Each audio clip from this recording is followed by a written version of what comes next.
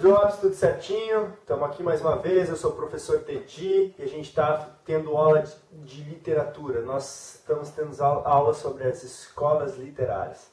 Bueno, seguindo o nosso cronograma, a gente já teve aula de literatura informativa e hoje qual é o nosso assunto? Qual é o assunto da aula de hoje? Barroco. Sempre que eu falar em barroco, sempre que vocês ouvirem barroco, qual é a primeira coisa que tem que vir na cabeça de vocês? O que tem que vir na cabeça de vocês? Olha só. Arte da Contra-Reforma. Daí tu tá pensando aí, né, na frente do teu computador, sentadinho. Que diabos é a arte da Contra-Reforma? Que diabos é Contra-Reforma? Bueno, lá pelo século XVII, tá? 1600 e alguma coisa, a Igreja Católica sofreu uma série de irrupções. Essas irrupções foram chamadas reformas protestantes, certo? Os caras, o Ítalo Calvino, o Martinho Lutero, eles estavam com complicações com a igreja, com essa venda de indulgências. Eles não aguentavam mais essa história de a igreja querer vender um pedacinho do céu. Então o que eles começaram a fazer? Eles criaram uma nova igreja, a igreja protestante, certo? O que aconteceu? A Igreja Católica, ela se reuniu e falou assim, a gente precisa dar um jeito nessa reforma protestante. Então a igreja fez o quê? Se apropriou de várias e várias coisas e construiu a Contra-Reforma, certo? O que eu estou falando aqui para vocês é uma coisa que vocês precisam saber para a literatura. Obviamente, nas provas de história, os professores de história vão aprofundar com muito mais propriedade do que eu esse assunto, tá? Então, para a prova de literatura, a gente tem que saber isso que eu disse para vocês. Martinho Lutero, Ítalo Calvino, essa coisa toda da protestantes, tá? A igreja resolveu fazer o quê? A arte da Contra-Reforma. O que vocês têm que saber sobre a arte da Contra-Reforma agora aqui, ó? Primeira coisa, crise do Renascimento. A crise do Renascimento estava muito forte, então a igreja resolveu fazer a arte da Contra-Reforma. Segunda coisa, olha ali, destruição da harmonia social da aristocracia. O que acontece aí? Eu tenho uma divisão, a aristocracia está caindo, está culminando, está surgindo a burguesia, está emergindo a burguesia, certo? Vamos lá, terceira coisa, valorização do teocentrismo. Durante o Renascimento a gente teve o quê? A gente teve a valorização do antropocentrismo, o homem no centro do universo, tá? No Barroco a gente vai ter a valorização, a volta da valorização do teocentrismo. O que é teocentrismo? Centrismo, centro, tá? Teo, Deus. O Deus no centro novamente, tá? Isso vai gerar o quê? Um conflito muito grande. Depois a gente vai ver mais aprofundado essas teorias, tá? Vamos seguindo aqui no nosso slide.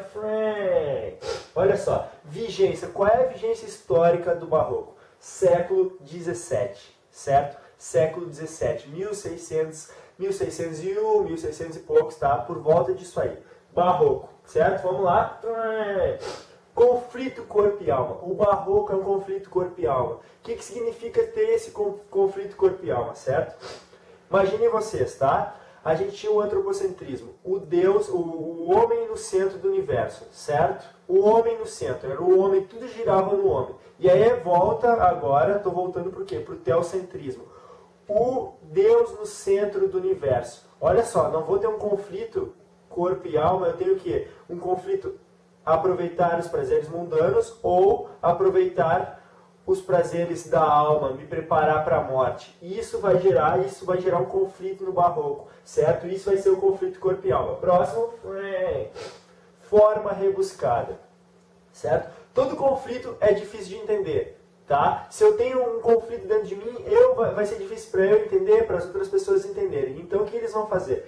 Essa forma rebuscada vai estar vinculada diretamente ao conflito corpo e alma. Esse conflito vai gerar uma forma rebuscada. Então eles vão tentar passar o conflito para eles na própria linguagem, na maneira de construir a poesia, na maneira de construir a mensagem que eles querem passar, certo? Fluir do tempo, certo? Isso é uma coisa muito importante para o Barroco, certo? O fluir do tempo. Como assim fluir do tempo, Tedi? O fluir do tempo é assim, ó. A vida passa muito rápido para esses caras, certo? A vida vai passar muito rápido e eles não sabem como se preparar para isso. Eles não sabem se eles devem aproveitar as coisas do mundo ou se eles devem se preparar para a morte, para o reino dos céus, certo? Vamos passar então.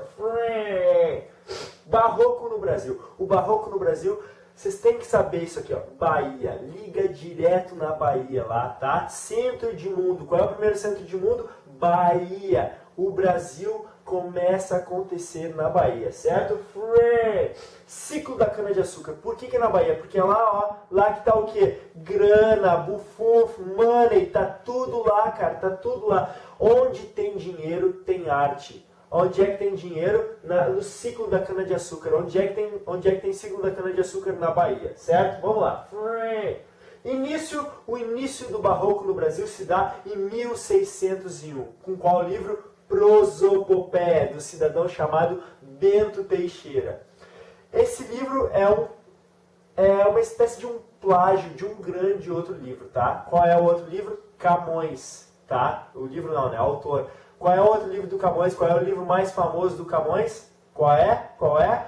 Os Lusíadas. Prosopopeia nada mais é que um plágio de Os Lusíadas, certo? Vamos lá então. Arte eclesiástica. Tá ligada ao clero, maluco. Tá ligada à contra-reforma. Tá ligada a que a igreja vai bancar muito o barroco, certo? Então tá vinculada diretamente à arte eclesiástica no Brasil, certo? Enfia isso aí na tua cabecinha que tu vai te dar muito bem na prova. Olha só, conflito.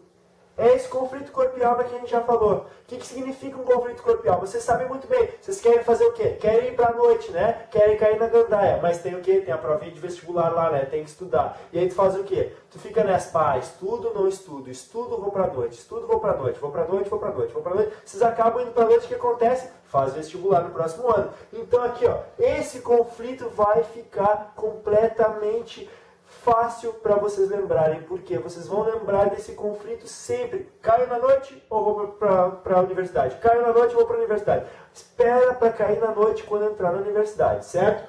Vamos lá então. Olha só, principais características do Barroco no Brasil, certo? Número 1, subjetivismo. O que significa subjetivismo? A ausência do eu ali. Eu vou ter o eu marcado, mas vou ter o quê? Ele ausente, certo? Segunda característica muito importante, arte da Contra-Reforma. Já falamos sobre a Contra-Reforma, então tem que vincular diretamente com arte Contra-Reforma. Terceiro, conflito dualista, bem e mal, tá? Deus e o homem, céu e inferno, tá? Corpo e alma, certo? Tudo isso é um conflito dualista, duas metades. Flamengo, Fluminense, Grêmio, Inter, tudo isso é o quê? Confronto dualista, tá? Um contra o outro. Certo? Eu tenho qual é o tema? A brevidade da vida. A vida é sempre curtinha, a vida é correria para esses caras, a vida é short, a vida é muito curtinha. Hoje em dia a gente acha isso aí também, né? Que a vida passa muito rápido voando, para esses caras aqui passava mais rápido ainda, certo? Olha aí, ó, 5. Qual é o quinto? Forma rebuscada. O que acontece? Às vezes a gente lendo, a gente não entende. É difícil, é uma coisa complicada, está vinculada a esse conflito. Sempre que eu tenho conflito, um conflito nunca é muito fácil. Conflito é sempre complexo, conflito vai me gerar uma forma rebuscada, uma maneira rebuscada, uma maneira complexa de mostrar isso aqui, tá? Vai estar cheio de antíteses, tá? Inversões, certo? Lembra sempre disso aqui, tá? Um exemplo para vocês lembrarem. Essas 5 características estão todas concentradinhas em um exemplo ali. Olha só, qual é o exemplo? A voz correndo voo, braços sagrados. Aí tá pensando assim, Tedi, não estou entendendo nada disso aí. Calma. O Tedi te ajuda a tentar encaixar essas 5 características em uma frase só. Olha que barbada, hein? Vamos lá então, vamos lá. Primeira, subjetivismo. Onde é que está o subjetivismo? No voo. Quem é que vai? Eu vou. O poeta vai, certo? Então ali, ó, o eu tá apagadinho, ali tá ali morando o subjetivismo, certo? Pensa agora, número 2, arte da Contra-Reforma. Onde é que está a arte da Contra-Reforma? Voz. Quem é o voz? É Deus, cara. A voz correndo voo, braços sagrados. Voz é quem? Deus, cara. O carinha lá de cima, certo? Tá vinculado direto. Quando tu pensa em Contra-Reforma, tem que vincular quem? Teocentrismo, olha ali, ó, teocentrismo é que Deus no centro das coisas, certo? Conflito dualista, ó, onde é que está o conflito dualista? Ali, ó, a voz correndo voo. Eu vou, eu sou quem? O homem, a carne, e voz é quem? Deus. É ali, ó, tá ali, mora ali o conflito dualista, tá? Olha só, o número 4, espera um pouquinho, presta atenção, ó, 4, onde é que está a brevidade da vida? Onde é que está a correria ali, ó, pá, no verbinho ali, a ação, ó, eu vou correndo, tá correndo por quê? Porque ele não pode perder tempo, porque o tempo dele é curto, ele vai correndo até Deus, certo? Olha só, e o quinto e última forma rebuscada está onde? Frame, em tudo, maluco. Tudo é forma rebuscada. Tudinho é a forma rebuscada. Por quê? Eu tenho uma inversão ali, certo? A ordem correta da frase seria: eu vou correndo a vós, braços sagrados. Ou então, joga o braços sagrados lá para frente. Braços sagrados, eu vou correndo a vós. Tá? Isso tem inversão, isso gera um conflito, isso gera essa natureza, mostra a complexidade, essa forma rebuscada, certo? Então tá, agora que a gente já conseguiu condensar 5 características, as 5 principais características do barroco dentro de uma frase só, vamos ao que interessa, né? Vamos lá. Frame! O que vem agora? Autores. Principais autores. Quem são os principais autores do barroco? E a gente tem aqui o primeiro, Frame! Gregório de Matos Guerra, também conhecido como Boca do Inferno. Tá? A gente vai falar mais sobre ele daqui a um pouquinho, eu vou explicar por que Boca do Inferno, tá? Calma, não pensa besteira ainda. Vamos lá, e o segundo, Frame, Padre Antônio Vieira, tá? A gente tem que lembrar do Padre Antônio Vieira e cuidado para não confundir com o outro que tem lá. Tem um outro padre aonde? Na literatura informativa, literatura de viagem, eu tenho um outro padrezinho lá, né? Eu tenho que tomar cuidado para não confundir os dois, tá? Vamos lá. Frame! Autores. Quem são os autores? Vai, segue. Gregório de Matos Guerra. Agora a gente vai falar sobre Gregório de Matos Guerra. Gregório de Matos Guerra é o cara do barroco. Pensa, quem é o cara da música sertaneja? Zezé de Camargo, né? Quem é o cara aqui do barroco? É Gregório de Matos Guerra. O Gregório de Matos Guerra é importante aqui, tá? A gente tem que lembrar. O Gregório de Matos Guerra ele tem algumas particularidades. Ele tem 3 tipos de temática. Vamos lá. Frame. Temática. A primeira temática dele é qual? Olha só. Presta atenção. Religiosa. Tá? Ah, é óbvio isso aí, né, cara? Porque que a arte da Contra-Reforma, ele vai estar diretamente vinculado à religião. Ele vai falar sobre religião. Segunda temática dele, qual é? Segunda temática, amorosa. Cara, qualquer poeta vai escrever sobre o quê? Sobre o amor. Ah, não. Vai escrever sobre o amor. Ele vai falar sobre o amor. O Gregório de Matos Guerra não vai fugir disso aí. Ele vai falar sobre o amor também. E aí o que acontece? Primeiro religião, segundo amor, e aí a terceira ele vai chutar o pau da barraca. Ele vai falar mal de todo mundo, vai entrar aqui ó, a satírica. Por que entra a satírica? Porque ele não tem mais esperança em mais nada, certo? Vamos lá, então vamos desossar isso aí, vamos mostrar cada uma delas. Vamos lá, primeira, vamos lá. Frame! Olha só, temática religiosa. É o homem sempre temente a Deus. O homem temendo a Deus, tá? Para mostrar isso aqui para vocês, eu tirei um pedacinho de uma poesia dele, que eu acho que é a mais famosa, vocês com certeza já ouviram em algum lugar, tá? Vamos lá, ó, vou ler aqui para vocês. Pequei, Senhor, mas não pequei porque pecado. Desculpe, pequei, Senhor, mas não porque hei pecado. Da vossa alta clemência me despido, porque quanto mais tenho delinquido, vos tenho a perdoar, mais empenhado. O que ele está dizendo aqui? Ó? Deus, se tu é o cara, né? Se tu é o ser supremo, tu só vai mostrar a tua bondade quando eu pecar. E se eu não pecar, tu não pode mostrar para as pessoas o quanto tu é bom. Então, a tua bondade depende de mim aqui, depende das coisas erradas que eu estou fazendo. É isso que ele está dizendo, mas ele é temente sempre a Deus, certo? Ele está ali pedindo perdão a Deus, está tentando mostrar, olha só Deus, eu vou pecar para tu poder ser bom, tá? Mas me perdoa, por favor. Vamos lá então, próxima. Gregório de Matos Guerra e a temática amorosa. A temática amorosa tem a ver com a preocupação do passar do tempo, essa coisa de o tempo passar rápido, da gente perder a juventude muito rápido, certo? Vocês não sabem ainda o que é isso, tá? Mas logo, logo, quando vocês beirarem os 30 anos, vocês vão começar a saber o que é isso. Vamos lá então. Discreta e formosíssima Maria, enquanto estamos vendo a qualquer hora, em tuas faces a rosada aurora, em teus olhos e boca o sol e o dia. Olha só isso aí.